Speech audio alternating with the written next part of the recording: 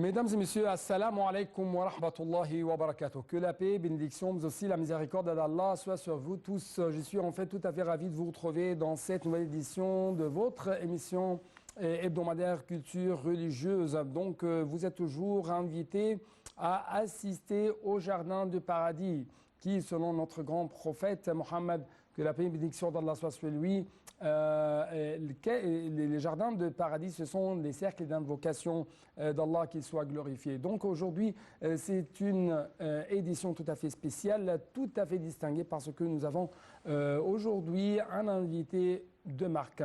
Il s'agit du docteur Moussa Omarou, le coordinateur du Conseil des imams et des dignitaires du Cameroun.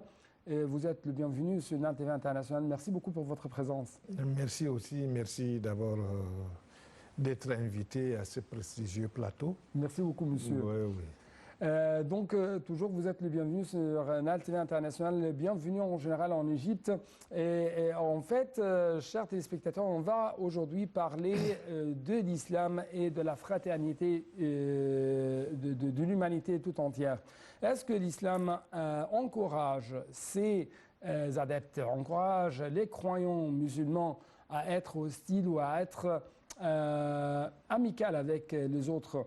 C'est ce qu'on va savoir à travers, bien sûr, les éclaircissements et les explications de notre grande invitée. Donc, vous êtes toujours le bienvenu encore une fois. Merci. Et merci beaucoup. Ma première question porte sur, si je peux dire, actuellement, il y a des problèmes, il y a des crises qui frappent le monde entier. Ma première question porte sur le rôle des imams, le rôle des cheikhs, le rôle des 12 éléments dans ce temps.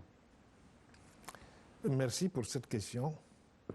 Et avec votre permission, je dois d'abord préciser pourquoi je suis à la télévision, pourquoi je suis en Égypte. J'assiste pour la 4e fois au congrès du Conseil supérieur islamique et qui a souvent de très bons thèmes. On a eu assisté à qu'est-ce qu'un discours, quel est le discours de l'imam, quel est le discours du spirituel aujourd'hui, et au regard de tout ce que le monde musulman, de manière générale, la Oumma islamique connaît comme défi. Aujourd'hui, il est question de parler de ijtihad, l'interprétation, moi je mets entre guillemets positive des textes islamiques. Oui. Bon, le contexte de ma présence en Égypte étant donné, répondant à votre question, il faut reconnaître que l'islam, qui est à la fois une religion et une civilisation et une culture, à aucun moment, aucune religion révélée ne fait appel à la violence. Aucune religion révélée, aucune culture qui se veut universelle ne peut se prêter au jeu du terrorisme, ne peut se prêter au jeu de l'intégrisme et de l'extrémisme. Et d'où toutes les religions ont un point commun, c'est l'humanité. Nous, musulmans, nous savons que le prophète Mohammed sallallahu alayhi wa sallam a été envoyé comme messager à toute l'humanité kafatan. Donc, les religions se retrouvant dans l'humanité, vous comprenez tout de suite que c'est plutôt la fraternité et l'amour qui peuvent conduire à la matérialisation de cette universalité de l'islam, de cette universalité de valeurs islamiques. Donc, d'où l'importance de sensibiliser avec ce type de conférence, c'est la sensibilisation en réalité des chefs spirituels, des imams, à avoir un discours et aussi de relayer le discours de la fraternité au niveau du peuple, au niveau des citoyens, au niveau des fidèles. Oui. Donc, d'après votre parole, votre explication, il s'avère que, par exemple, les chefs religieux ou les imams ou les oulémas doivent adresser des messages de paix et de fraternité au monde entier, mais aussi la religion est devenue de plus en plus un élément essentiel dans les relations internationales. C'est pourquoi nous, au Cameroun, on s'est dit, le Conseil des imams et des intermusulmans du Cameroun s'est dit qu'il est plutôt dans la diplomatie religieuse. Ouais. Parce qu'aujourd'hui, relation avec l'État, relation avec d'autres fidèles, il faut une bonne dose de coefficient de la diplomatie. Donc, du coup, un imam ou un chef spirituel doit aussi avoir la maîtrise de négociation. Ouais. C'est ça la diplomatie. La sagesse. La sagesse, ce n'est pas l'agressivité, ce n'est pas la violence. C'est humain. Ouais. Le dialogue. Le dialogue. Bon, c'est vrai que nous, on a un autre point de vue par rapport au dialogue interreligieux. Bon, pour le moment, c'est ça le thème conventionnel, quoi. Ouais. Oui, donc il faut le dialogue. C'est vrai que chaque fois que j'utilise le mot dialogue, je me sens choqué. Parce que, bon, la Oumma islamique est devenue très grande. Ouais. Dans sa division en tant que nationalité, dans sa division en tant qu'ethnique et dans sa division en termes de groupe sociologique, il y a des spécificités à chaque groupe. Ouais. Ça veut dire quoi?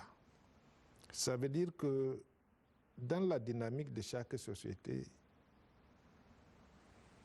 il y a des problèmes qui ne ressemblent pas aux problèmes des autres. Ouais. Et tant que ça ne ressemble pas aux problèmes des autres, la recette de cette communauté ne peut pas être valable dans l'autre communauté. Ouais. Aujourd'hui, il y a des pays à minorité musulmane, deux catégories d'ailleurs. Il y a des pays à majorité musulmane. Il y a des pays à minorité musulmane, mais minorité forte. Ouais. Et il y a des pays à minorité musulmane faible. Ouais. La solution, la dynamique de chaque groupe ne ressemble pas à l'autre. Ouais. Donc, d'où provient la gloire de la mondialisation ou de la globalisation de l'islam? C'est-à-dire, l'islam toujours peut être pratiqué dans tous les temps, dans toutes les conditions, et l'islam toujours adopte, si je peux dire, une valeur essentielle, c'est comment réaliser la paix, la fraternité, l'égalité. La coexistence est pacifique. Il faut voir dans votre question deux volets. Le fondement de l'islam est purement religieux. Et dans la religion, en réalité, il n'y a pas de distinction de différences majeures. Mais c'est dans la pratique de la vie des musulmans qu'il y a des différences. Les saintes prières, c'est dans toutes les communautés musulmanes, le mois de Ramadan est uni, le mois de Hajj est uni. Tout ce qui est théologique, en réalité, il n'y a pas... Croyance qui a relation avec la croyance. Oui. C'est presque unique. C'est unique. Mais c'est la sociologie des communautés musulmanes qui diffère. Fiqh at-ta'amul, ou mu'amalat, le fiqh ou la législation concernant le traitement entre les musulmans ou avec les autres, les non-musulmans, c'est ça? Non. Fiqh at-ta'amul, c'est d'abord endogène, c'est entre nous les musulmans, comment on se comporte. Maintenant, comment on se comporte vis-à-vis des autres. C'est là où l'interprétation négative vient. Je précise ma pensée. Dans la pratique religieuse, les 5 fondamentaux de l'islam, Shahada, Salat, Saum et tout ça, c'est la même chose partout. Oui. Mais nos textes du 8e siècle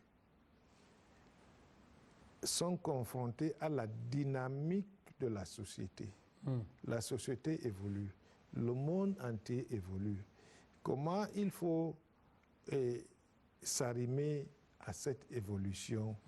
Et c'est là le principal problème. D'où l'importance de ce type de congrès ou de conférences à laquelle nous assistons, c'est d'essayer de trouver la solution par rapport à la dynamique de la société et les textes qui restent du 8e siècle. Il faut que les deux concordent. Ce n'est pas toucher les fondamentaux, on ne peut pas toucher, c'est-à-dire la théologie, mais l'être humain, musulman est être humain. Non musulman est un être humain avec ses faiblesses et sa force. Et il y a une dynamique, il y a une évolution technologique, il y a une évolution économique. Et comment ces textes du 8e siècle peuvent gérer ça? Et c'est le grand défi de la communauté de la Oumma islamique. C'est pourquoi la République arabe d'Égypte, comme à l'accoutumée, a pris le devant pour amener tout le monde musulman à réfléchir pour trouver les moyens, les voies et moyens pour la solution de ce problème. Donc, le problème ne va pas se résoudre aujourd'hui ou demain. Mais l'essentiel, il y a une sorte de prise de confiance ou une prise de conscience. Il y a que l'Égypte a posé le problème. Dès qu'on amène l'être humain à réfléchir, c'est que la solution n'est pas loin. Mais tant qu'on ne réfléchit même pas sur la situation, on ne pense pas à la solution. J'aimerais vous donner une sorte de toute petite pause en proposant un reportage concernant ce sujet. Pourquoi l'islam lutte contre l'extrémisme, le fanatisme. C'est ce qu'on va savoir ensemble pendant le reportage suivant.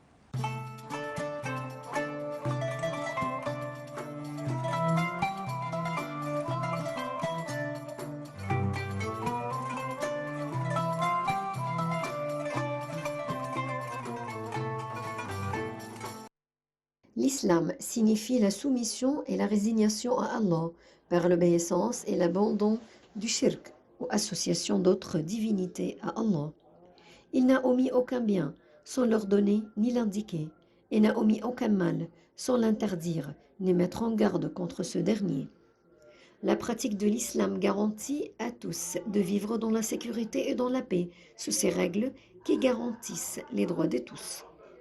L'islam est donc la religion de la paix dans tous les sens de ce mot, que ce soit au niveau individuel qu'au niveau de la société musulmane. Allah dit « Et ceux qui offensent les croyants et les croyantes sans qu'ils l'aient mérité se chargent d'une calomnie et d'un péché évident. » Le prophète, à lui bénédiction et salut, a dit « Le croyant est doux dans ses relations avec les gens. » Au niveau international, l'islam ordonne une paix fondée sur l'ancrage de relations cordiales, bâties sur la sécurité et la stabilité, et sur des pactes de paix et de non-agression par la société musulmane sur les autres sociétés, en particulier les sociétés qui ne se jouent pas de la religion et ne s'en prennent pas à ses adeptes. Mieux encore, il ordonne l'équité et la justice, même envers celui qui est plutôt hostile vis-à-vis du musulman. Allah dit « Ô les croyants, soyez stricts dans vos devoirs envers Allah et soyez des témoins équitables et que la haine pour un peuple ne vous incite pas à être injuste. Pratiquez l'équité, cela est plus proche de la piété. Et craignez Allah, car Allah est certes parfaitement connaisseur de ce que vous faites. »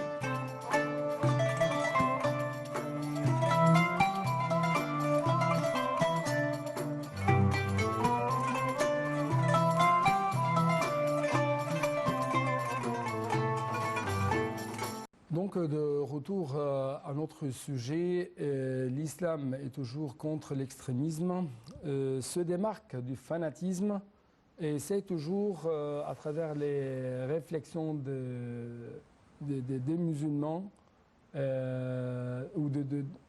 l'islam pousse un peu plus les ulémas et les musulmans à réfléchir, à arriver à l'ijtihad. Et l'ijtihad, on va en fait consacrer un épisode tout à fait entière pour arriver à savoir qu'est-ce que ça veut dire l'ijtihad.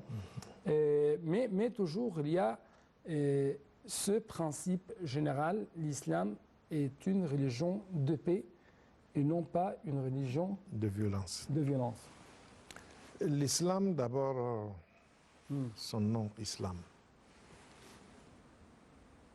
qui veut dire obéissance à Dieu, qui découle du mot assalam, la paix, et j'aime le dire, dans toutes nos prières musulmanes, on finit par assalam. Ouais. Donc, que la paix soit sur vous. Et ça veut dire que nos salutations, c'est assalam alaikum, c'est la paix. Donc, en moyenne, un musulman prononce ça au moins 20 fois par jour. Ouais. C'est très symbolique du caractère de la paix de l'islam. Ouais. C'est très symbolique. Le mot paix a été cité dans le Coran, dans le Saint-Coran, 140 fois. Tandis que le mot violence en cas de légitime défense a été cité seulement 6 fois. Ouais. Donc même mathématiquement, l'islam prône la paix. Ouais.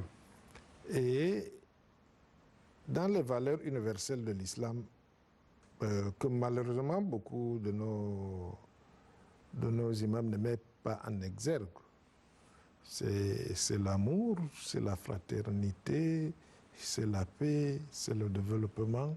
Ouais. C'est ça l'islam. Et même la guerre, ce sont des guerres de défense et des guerres pour arriver, pour aboutir en fin de compte à la paix. Bon, je parle de... Quand c'est par rapport à ce que j'ai dit, cité dans le Coran 6 fois, c'est en cas de légitime défense. Ça veut dire que je vous ai attaqué, vous devez riposter. Mais on ne vous demande pas, vous, d'attaquer. Oui. Ce n'est pas une guerre d'agression. Non, non, non, non, non, non. Ce n'est pas une position d'agression. Donc, la paix est innée et caractérise même l'islam. Oui. Il y a eu de mauvaises interprétations tendancieuses. Quand je faisais la différence tout à l'heure là entre l'islam, les fondamentaux de l'islam qu'on ne change pas, et que le comportement sociologique des musulmans, pour 1001 raisons, peuvent nous amener à la dérive. Oui. À la malinterprétation des textes religieux. Non, exactement. Ouais. À la mauvaise interprétation des textes religieux pour aboutir soit à un gain financier, soit pour un agenda politique, soit pour... Il y a 1001 raisons. Ouais. Donc ça, c'est le comportement des musulmans, ce n'est pas l'islam. Ouais. Et donc, du coup, nous pensons que... Donc vous voulez distinguer deux choses. Le comportement des musulmans et l'islam. Et l'islam, ce que l'islam a prêché, ce que l'islam a recommandé à ses adeptes. Exactement. Ouais. Donc, l'islam n'a jamais... C'est pourquoi j'ai dit souvent que c'est un comportement sociétal. Ce n'est pas un comportement religieux. Ouais. Si c'est religieux, c'est que c'est votre religion qui vous a dit de faire ça. Mais quand c'est pour des raisons de leadership, c'est pour des raisons d'ascension sociale, c'est pour des raisons d'enrichissement, si c'est pour des raisons... Ça, c'est sociétal. Ouais. Vous voulez avoir une ascension sociale et vous manipulez les textes. Ouais. D'où la mauvaise interprétation, que j'aime appeler l'interprétation tendancieuse.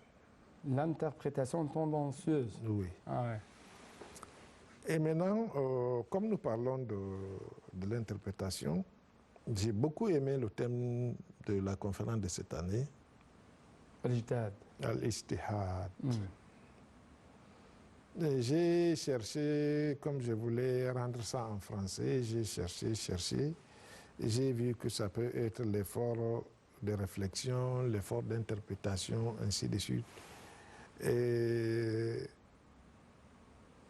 ce n'est pas donné à tout musulman de faire l'interprétation. Il y a toujours des spécialistes, Des spécialistes. À cet égard. Est-ce que nous pouvons ajourner un peu ça pour un autre épisode tout à fait consacré à ce sujet parce que c'est très important. Mais justement, j'aimerais vous poser une question. Comment vous voyez le dialogue interreligieux et comment nous pouvons arriver à faire une sorte de fraternité entre les différents membres de l'humanité tout entière, que ce soit musulmans, chrétiens, juifs ou autres? Bon, je disais au début de l'émission que le mot même dialogue me choque.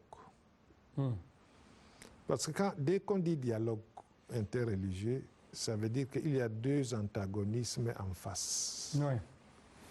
Qui se discutent, qui s'argumentent pour convaincre, pour ne pas convaincre. Et il y a aussi, de manière générale, quand j'ai défini la sociologie des musulmans par rapport au pays, par rapport au groupe sociologique, j'ai peur que ce concept ne nous concerne pas. C'est-à-dire, en tant qu'Africains au Cameroun, on n'a pas ce problème de nécessité de dialogue. Oui. Mais on a une vie interreligieuse. Nous vivons ensemble. Je crois que nous avons dépassé, dans certains pays, dépassé le stade de dialogue interreligieux importé d'ailleurs. Nous avons la vie interreligieuse. Nous vivons ensemble. Il y a l'intermariage, il y a le brassage, le mariage mixte. Donc, le dialogue, bon, comme c'est le concept... Peut-être le dialogue, si je puis dire, c'est la porte à travers laquelle on va entrer ensemble dans cette vie interreligieuse. Oui, c'est le mot qui me choque. Parce que dans le dialogue, c'est deux antagonismes qui se discutent, c'est vous et moi. Or, l'objectif, c'est d'avoir la même direction. Ça veut dire que on devient dans la diversité une personne. Peut-être il y a d'autres réflexions à propos du dialogue. Comme vous dites que ça peut être une étape pour certains pays, pour d'autres pays, l'étape est dépassée. Ouais, parce qu'on parle de dialogue, on parle de dialogue interreligieux, par exemple. Il y a des communautés qui sont fermées. Qui ne veut, oui, c'est vrai aussi. Parler avec, même parler. Oui, c'est vrai. Mais je crois que c'est endogène. C'est pas exogène. Nous devons faire un effort. Parce que, bon, ce que vous dites, je connais, vous connaissez le groupe auquel vous faites allusion. Et c'est interne, mais je crois que les choses évoluent très vite. Oui. On va terminer cet épisode par une question concernant le discours religieux, mais justement après cette petite visite qu'on va effectuer, je vous invite à visiter en fait une mosquée monumentale qui se trouve au Caire, à l'ancien Caire avec plus de précision. Donc, on va être ensemble pendant cette visite.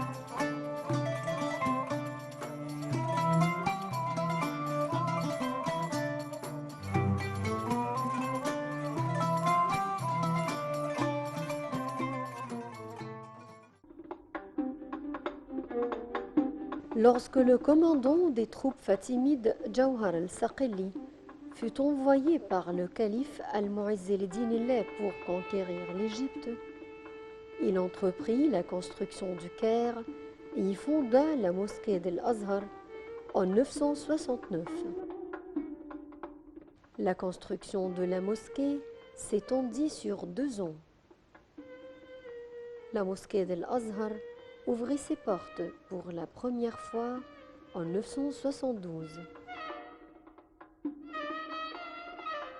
Depuis cette date, la mosquée d'Al-Azhar et son université deviennent parmi les plus célèbres dans le monde musulman.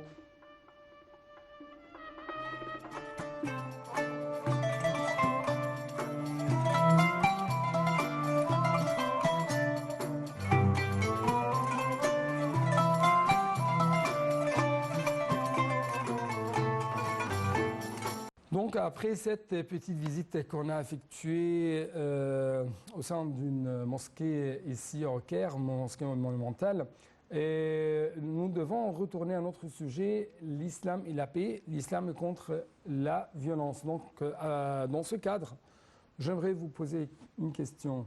Notre docteur, coordinateur du Conseil des imams et des dignitaires du Cameroun.